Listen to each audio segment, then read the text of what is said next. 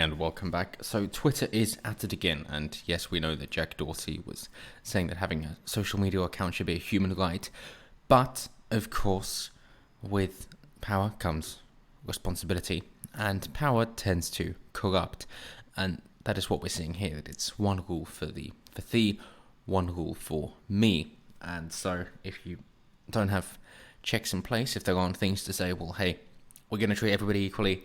We don't care where they're from, who they are, anything like that. It's just very matter of fact. The rulings are as they're written here. That's the law. Everybody's equal. That's our starting point, and we're going to be unaltered from that. Then you don't get problems of biases like we're seeing here. And why you've got to reason from first principles, from the fundamentals, and have absolute rights instead of qualifiers and conditions, because by putting in qualifiers, you run the incredible risk of allowing your bias into the rule that you're trying to create. So in particular, we've got Donald Trump Jr. suspended from tweeting after COVID post. So we've seen hydroxychloroquine being quite effective. I mean, combined with zinc as well, it's proved to be very effective in preventing people from dying from the coronavirus, and yet that's now become a political issue. You would hope that we can all get on board to say there's a virus that came out of China. Okay, you might want to say that, fine, but there's a virus which has got the whole world in turmoil, upside down. We don't know what to do with it. If we can find anything that will help people to survive and can get that information out, then bloody hell, let's do it, because we want to be on the forefront of technology so that we can save as many people's lives as possible and increase their standard of living. We want as much information out there so everybody can see this information and then they can pick it apart and improve upon it. And through that proliferation of ideas and information, you'll then get the newer ideas from that and be able to find out what is useful and what is not. And then that will take precedence over the previous iteration. Science has always been an iterative process. If you look back on scientific methods from 100 years ago, or even just 50 years ago, then we'll think, well, what quackery was that? That's ridiculous. How could they have ever thought that would work? But I'm sure they'll think the same of us in 50 or 100 years' time. And the only way you can get that progress is by knowing what's going on and allowing the proliferation of ideas so that people can then improve upon the previous knowledge and find flaws in that science in order to then improve it. And by cutting people off like this, you're harming people, quite literally. And I know that's not what they're intending to do, but that is the outcome, the unforeseen consequence. And of course it's got political by deciding to suspend Donald Trump Jr. And yes, he's slightly more edgy than his father, but considering that this is all about Twitter's violation service and their misinformation on COVID rulings, his tweets and what he's saying here by sharing a video is quite in line with what his father has been doing, and yet of course he hasn't been suspended. They've decided to try and censor him by putting warnings in front in the first place, but that was the extent of it, and yet they have escalated into now going after his son.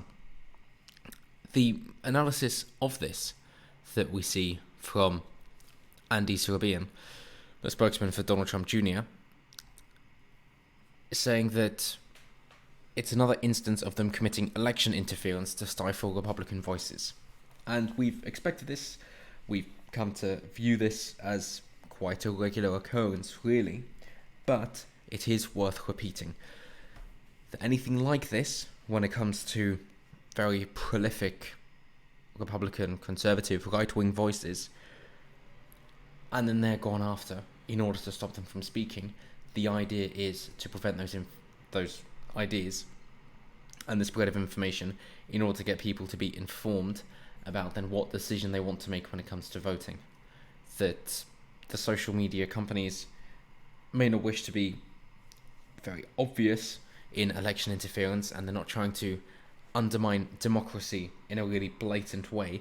However, they will do everything they can in a seemingly cordial manner in order to push their political agendas. One that was exposed by Project Veritas a while ago, of course, was with Facebook understanding who you would likely vote for, and therefore, when it comes to voting day, will remind you to go out and vote, but only if you are a democratic voter. If not, they will not remind you. Therefore, they're not interfering in the election exactly by telling you who to vote for, but they are understanding who you're likely to vote for and then only reminding you to vote if you're voting for the right people. So it's these constant pushes in order to get the result that they want, while skirting around the law and trying to keep to their own seemingly polite and cordial, even civil rules and regulations of their terms and service. But it is with the overarching point of just pushing their agenda. And that's what we're seeing here. So just by showing a video of a Yemen woman who had success with her clients, that they were concerned they were going to die of coronavirus, she gave them hydroxychloroquine with zinc and said, hey, you don't have to think of it as a death sentence. We've seen that this is helpful and it's cheap enough that we can use it. So let's go for it and see what the results are. And then all of her patients recovered. Something like that, you can't really say it's misinformation. It's something true that happened. Going so far as to say that anybody pushing back against hydroxychloroquine is fake science might be a bit far, but that's the point of debate and the scientific method. You will have competing views, and then you use your empirical evidence to either support or negate your hypothetical theories, and in doing so, you will find out what the result is. So we need this healthy dialogue, this back and forth, in order to get to the root of what the answer is. And by suspending Donald Trump Jr., they're just putting their foot in their mouth and not realizing the consequences of it. This is not a good look for Twitter. It is not going to get the result that they're hoping for, because by doing these things too early in the election cycle, they're then overplaying their hand, and that's going to get a lot of pushback from Donald Trump Sr. and the rest of the Republicans in order to establish greater free speech protections amongst the social media platforms, so that then they won't be able to play their hand of censorship when it comes to actually voting and the election.